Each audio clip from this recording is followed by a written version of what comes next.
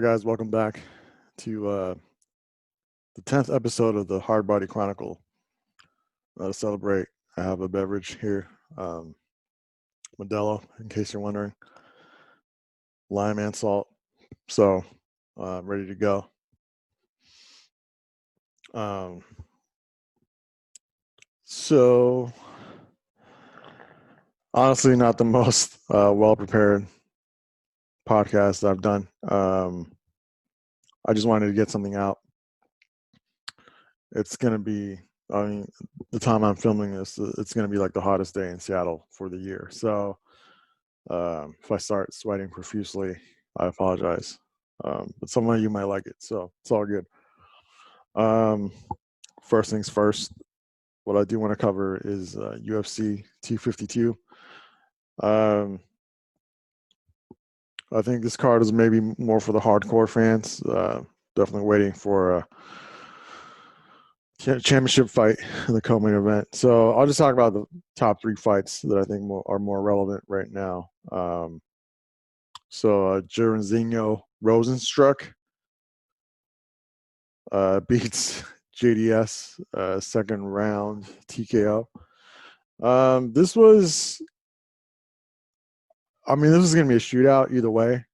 Jairzinho, aside from his one loss to Francis Ngannou, he's always looked really strong and just kind of like Derek Lewis, just knockout power all around. So you can't slip. And JDS is looking pretty good. He's had a questionable chin, but there's been times where he takes pretty big hits and is still moving forward. So I don't know. I mean, bro science, dictates that once you get rocked, it's easier to get rocked from here on out. So your chin, essentially deteriorates. So the amount of damage you can take to the head is less and less as time goes on in your career. One of the bigger examples of that is probably Chuck Liddell. Once he started getting knocked out, it was just, you would just brush his chin and, he just dropped. But JDS, still, he looked all right for the most part. Always been a fan of him, even though he knocked out Kane that one time in like 30 seconds.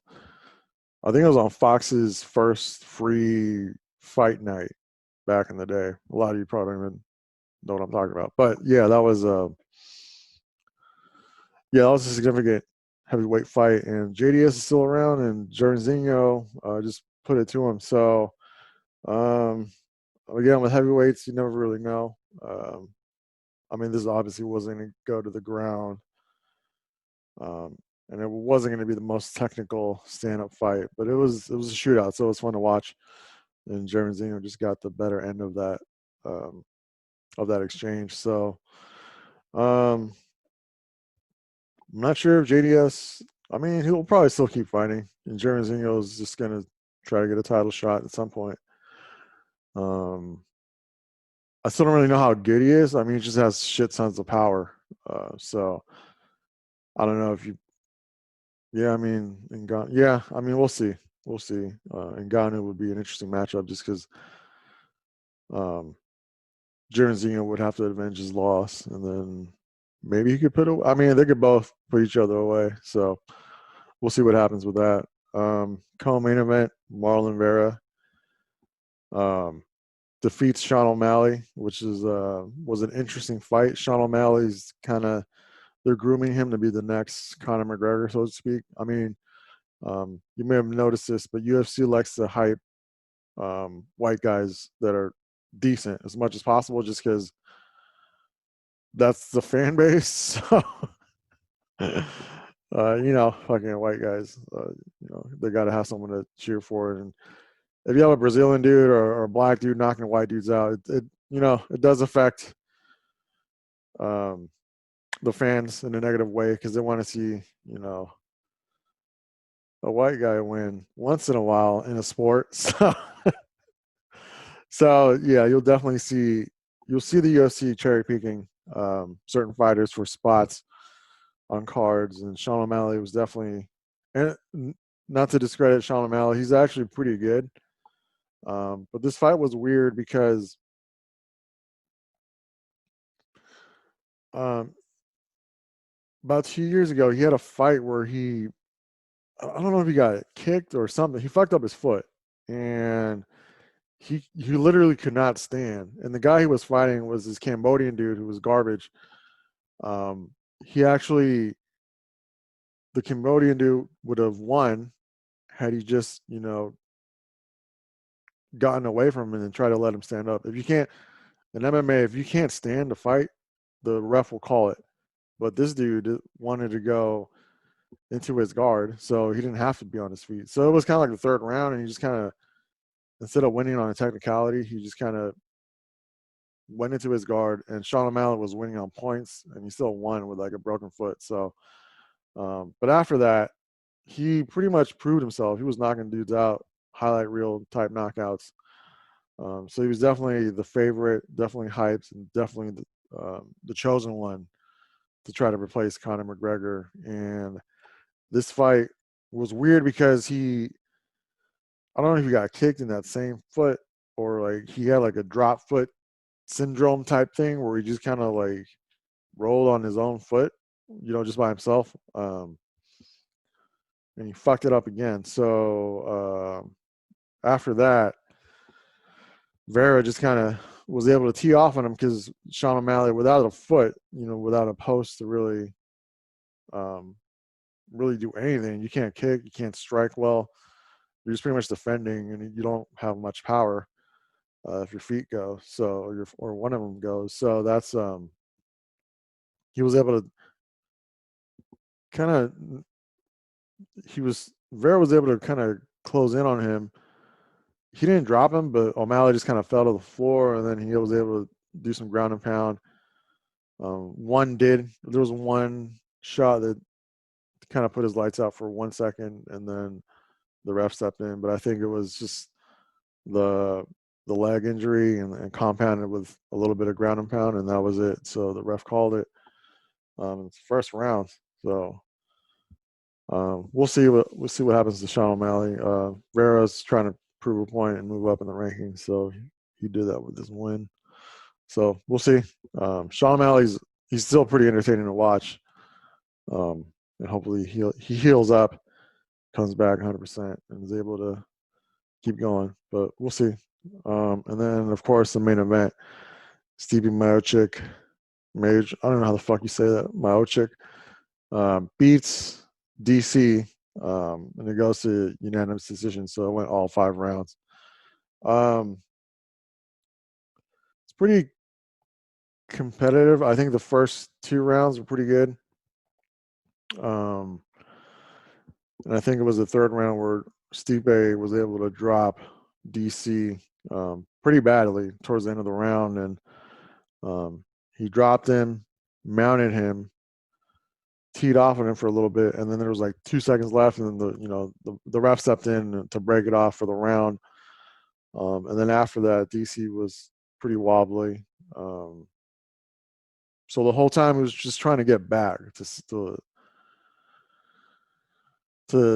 like get his wits about him. I mean, he was rocked, and it took him a while to recover. It wasn't until like the fourth or fifth round where he was kind of looked back to normal. But then he was tired. I mean, obviously you fight 5 rounds, you're gonna tire out, especially at the pace that we're going. I mean, it's pretty competitive.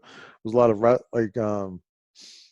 lot of Greco wrestling. So I think and they talked about this on the broadcast, and it's true. After I kind of rewatched a little bit of the fight, Stipe, instead of trying to go in for an underhook, for one underhook, and maybe do like some dirty boxing and some punches, which is what DC was trying to do, and he's super powerful at that because he's got short, stubby arms. So with one underhook, he can, he can do some haymakers or just some hooks, uppercuts from the clinch with an underhook. But Stipe, this time around, he's like, fuck that. I'm going to go for double. So he's going to try to get both underhooks and pretty much just wrap his arms around underneath DC's armpits which works because Stipe is a taller dude, and then DC is pretty short for his division. So what ends up happening once Stipe secures the double underhooks, DC is just like this, and he's like, "Fuck," he can't do shit. So Stipe would just push him towards the cage and just hold him there, and just and then do his version of dirty boxing, and just get points. It's pretty smart because that way it prevents DC from trying to break away and finish off with a hook. So, and that's how he got knocked out in the first fight. I mean, the same thing, but Stipe just adjusted, wasn't going to fall for it, wasn't going to let him try to break away and break away and land the hooks on the break. So, um, I mean, as a DC fan, it was kind of hard to watch. Um, Ever since DC started fighting, I was just a big fan of him just because he's so short and stout. So it's funny seeing him come and destroy heavyweights because when he started, I think when he started in the main circuit, he was like, or the pro circuit, he went to Strikeforce pretty soon or pretty early in his career. And he was fighting as a heavyweight. And the plan was just to get him to lose some weight to eventually go to light heavyweight. Um, but as a heavyweight in Strikeforce, I mean, he fucking dumped Josh Barnett on his head. And that dude, that's a big dude. So the fact that he was doing that to really big dudes, like legit heavyweight fighters, was always impressive to watch. And he had knockout power, and he's a good wrestler. Could grind you down and hold you in the cage. And for me, that's just fun to watch. A lot of people don't like it, but the fact that he could toss you around and also knock people out um, was made him very entertaining to watch. So I've always been a fan of his, and he's um, pretty likable. Even with his feud with John Jones, they were both pretty shitty to each other, but he was still kind of, at least he's somewhat genuine versus John Jones, just fake as fuck and really pushes that Christian angle. And even though he cheats on his wife and is, piece of shit in general, but he's still one of the best, guys to ever do it. So there's that.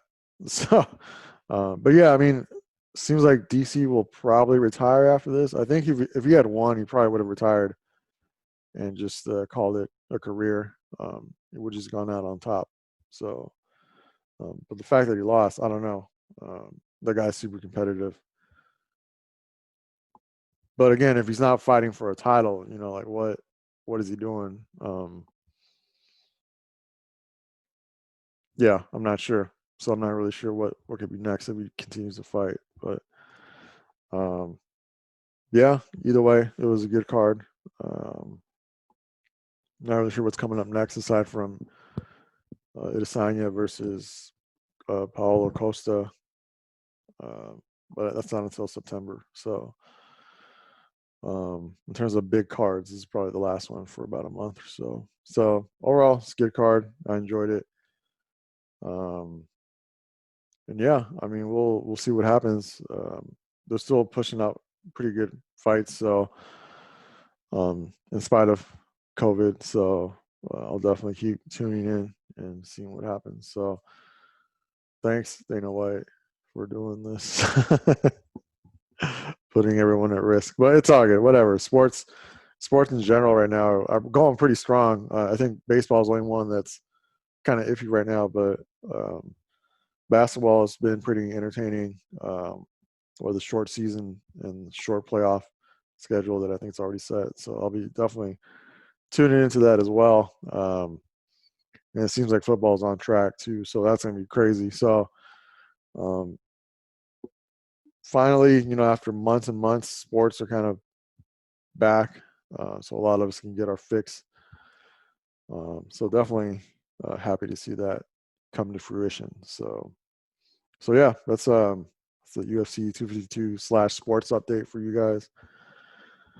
And yeah, like I was saying earlier, this is the 10th podcast. Felt the need to put one out. I slacked last week, and honestly, man, this is, well, I'll divulge into that later. But I think for now, um, future plans for the podcast. One thing I really got to work on is just get guests. Um, there's some people I want to reach out to. There's another podcast that I would like to co-podcast with.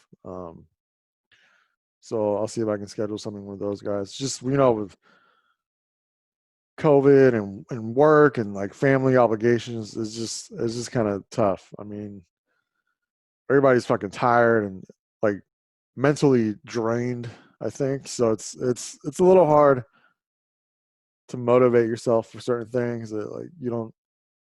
At least for me, speaking for myself, like there's things that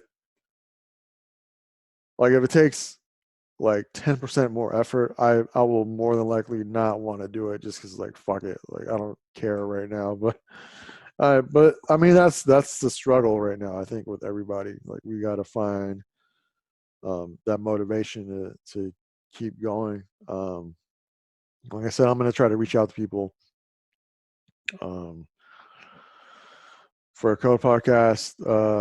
I mean, a lot of you follow me on my social media. If you're interested, let me know. We'll schedule something. One thing is I don't want to get too political because I feel like that's uh, I think that's putting people really on edge right now. Not that I'm completely opposed to discussing those things, but right now things are so partisan. It's like there seems to be like no middle ground for the most part.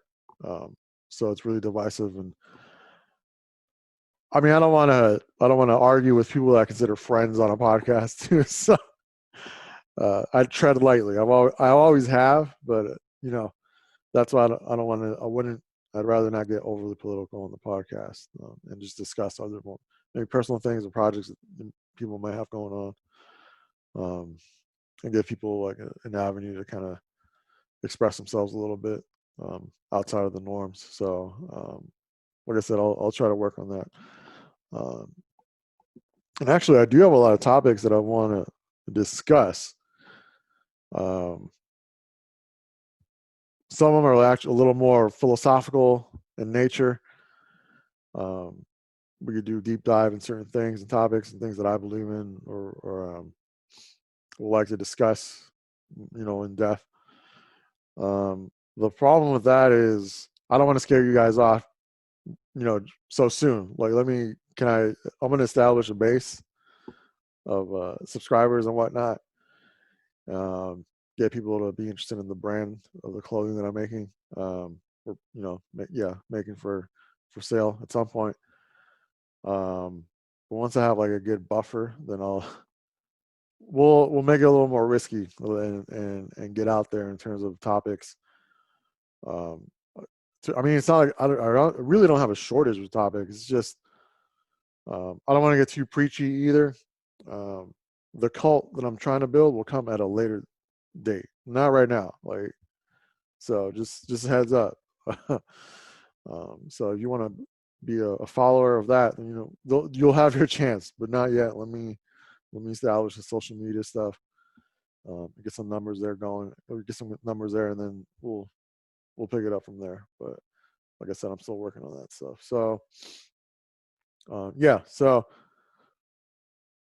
I mean, like I said, I take notes for each episode for the most part, and there's topics that I do want to discuss. And I've already got concepts written up, but it's just one thing at a time. Um, so just that's just kind of plan for the podcast, and keep an eye out for that.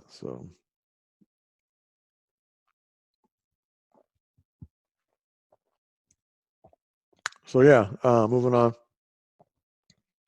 Um, I guess State of the Union address right now. I think on a personal note, I talked about this earlier, but I'll kind of expand on it a little bit more. So, after months of COVID, uh, I'm definitely feeling a little more on edge nowadays, and I think that's just. I feel like I dealt with it pretty well for the most part, but it's just kind of tiring. Like right now, it's like fuck. Like how much longer of this do we have to endure. And I think what the realization is that, fall's coming, once, it's coming up pretty soon. So once that kicks off, who knows what the fuck's going to happen. It could just get worse. Um, I mean, you throw the flu season and COVID, mix those two, it's going to be it's just like a time bomb. So I think I'm coming into that realization that it's like, fuck. So it is wearing on me a little bit. Patience is at an all-time low, I think. Even at work, like I'm just trying to keep it together, to be honest. Like, and there's like just something really stupid could set you off, and I think that's something I need to be aware of nowadays, and just maybe step away from the laptop and minimize that Outlook window for a second, and just maybe take a breather, go outside, get some fresh air, and then come back to it. But yeah, it's just kind of little things that I normally wouldn't care about are super annoying sometimes. So um, yeah, I mean, I think is at least with work, I feel people. I think what happens is that people just get super focused on that work, and so like any little thing turns into a big thing because I don't know, they're stuck at home at work, and that's all they just have a tunnel vision on that thing, and so they just feel like they need things ASAP, and everything's mission critical, and it's really not the case. So so that kind of stuff is usually, to me, it just kind of usually doesn't bother me, but nowadays it's fucking annoying. I'm a little tired of it. um I mean, really the only thing I'm doing right now is I'm working out more. So um but I mean, a lot of times you just don't want to work out. Like, I get it. Like, it's just easier just to do what I'm doing now. Just sit on the fucking couch and just drink beer, watch TV, watch whatever the fuck Netflix is pumping out.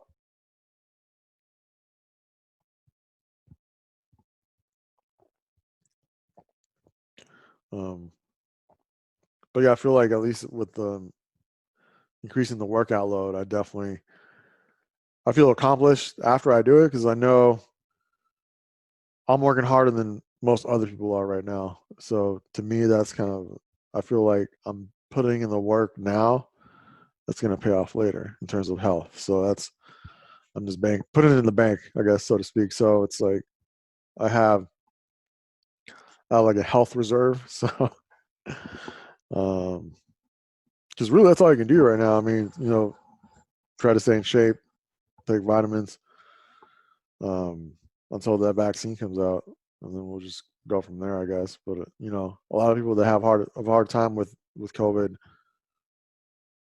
underlying conditions is just they're fucking obese and diabetic, and just that just compounds everything. So just doing what I can, I guess, to try to beat it. Is or if I ever get it, I'll at least be somewhat in shape, and hopefully that favors me. I can move on. But also on the flip side of that, um, I'm finding myself a little more inspired. Um, I like I'm seeing this like in terms of the apparel that I'm working on and designs and concepts. I'm seeing like things just pop up more frequently. I don't know. I can't really. I'm not doing anything different. I'm pretty rigid in how I approach things, but now it's like, um, random things just tip me off or give me ideas. I don't know. Like maybe it's my mind telling me to really commit to this thing. I don't know. It's hard to say. Um, it also kind of maybe it ties into the fact that I'm not really satisfied professionally right now, just because um, the job I was doing was a certain way, and now it's changed and it's different from what I liked, what I had before, and I actually liked the way it was before, and now it's forced me into this box that I have to work in, and I don't like that. I've never liked being categorized a certain way, but um, the fact that COVID has put me in that situation uh, pisses me off. Right. So it's like I think my brain is telling me, "Hey, fuckface, there's the grind doesn't stop. Like there's ideas and things that I could embrace. They're always out there. It's just whether you keep an open eye to them. So maybe my brain's just telling me, hey, it's time to get on it. And I've been working on it. Like anytime I get something interesting, I write it down, or I do like a little mock up, and I do like a picture board of things that I'm trying, for a certain concept. So I'm definitely tapping into that. I'm not ignoring it. Um, yeah, so it's helping me with my design work, and I think it's made me realize that I really don't appreciate the fact that COVID is affecting my livelihood. Like I'm blessed right now to be employed, but there's a lot of people who just as soon as this shit hit and like bars and restaurants closed down, they were out of work, and that's um, with my career and education and all that, I have a buffer where I don't think I have to worry about that necessarily, but it doesn't, you know, that could be me at some point, right? Like I don't know what if this goes on for the next 4 years, um, and my job says, hey, you know what, we can't sustain you guys, then I'll be fucked. So it's like I'm just thinking about those things now, and just being a little more frugal, maybe just keep putting more into that nest egg than I normally do, and just now I'm really just preparing for the worst. I think that's my mind is like made up. Like it's just not going away. It's not getting any better. So it's like it's not that it wasn't real before, but now that the dust has settled and we're kind of it's been pretty consistent, right? Like these remote operations that we're in, like it's kind of leveled off. We kind of know how to work it, how to manage it. So um, now instead of being so reactive, now I have a little bit more time to be proactive as to what I would do next career wise or not. Um, so that's kind of where I'm at. I think personally, um, and I've like I was saying, how I was being more receptive to random inspirations. Also just kind of increase my studying of certain things. YouTubing a lot, reading up a lot of random things. A lot of it's design based. A lot of it's Illustrator and Photoshop. Just learning things. Maybe with the hopes that I'll use that instead of the knowledge that I've accumulated in IT. Like I don't know. Like it's just um, I just feel like I've just been put in a box, and maybe it's time to break out of it. But again, I'm not dumb. Like I got a good my job. I got a good job. Like I'm not saying I'm not grateful for that. I worked hard to be in that position, but um, with a pandemic will make you um, kind of reassess things for sure. So um, yeah, so that's kind of where I'm at personally. Um, I think the only advice I would have to others is maybe just try to keep your mind active, and like if you're employed, try to find things to keep you keep your brain entertained. Um, the daily grind is very taxing on you, and I think you have to make that effort to I don't know, like what would be a good term? Maybe just kind of recover from it. I don't know. If you're working a job you're not really happy at, for sure, you gotta, make time for that self care. Um, Maybe work towards getting out of that job. I don't know. It's just kind of uh, you just can't let your brain rot, right? Like you have to feed it. You have to learn, and you have to let it grow. And that's kind of what I'm doing to try to, just kind of level me off and balance me. So, and I think you kind of have to trick your mind with something to look forward to. So you set up these goals that you work towards to keep you motivated, and that's, I've been doing a little bit of that, and I think everyone could benefit from that right now, just with how things are going, because it doesn't seem like it's going to change. Like, I mean, there were concerts in August that I wanted to go to, and now, they were just canceled. So it's like, fuck, like, uh, just trying to.